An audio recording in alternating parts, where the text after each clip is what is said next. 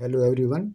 Today we'll solve question number 34A from CBSE Board Exam Paper 2026 Maths Standard Set 2 QP Code 30/2/2 Class 10. So let us begin. Question number 34A. In a flight of 600 km, an aircraft slowed down its speed due to bad weather. Its average speed for the trip reduced by 200 km per hour from its usual speed and time of flight increased by 30 minutes. Find the scheduled duration of the flight. इस question में है एक aircraft जो वो travel करता है या flight में जाता है, उसकी डिस्टेंस है 600 kilometre.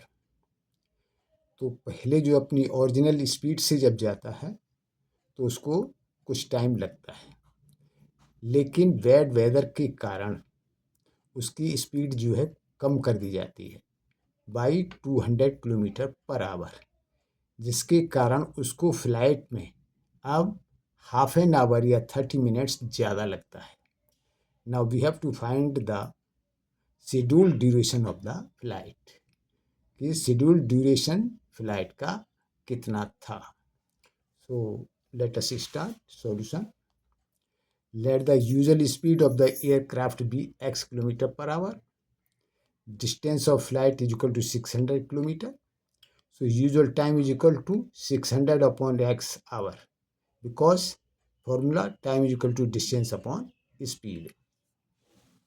When speed was reduced, so new speed is equal to x minus 200 kilometer per hour. New time is equal to distance upon time, 600 upon x minus 200 hour. Now form the equation. Time increased by 30 minutes is equal to half hour. So according to the question, 600 upon x plus half is equal to 600 upon x minus 200. So यहाँ LCM लिया तो 2x, यहाँ हो गया 1200 plus x is equal to 600 upon x minus 200. Now cross multiply.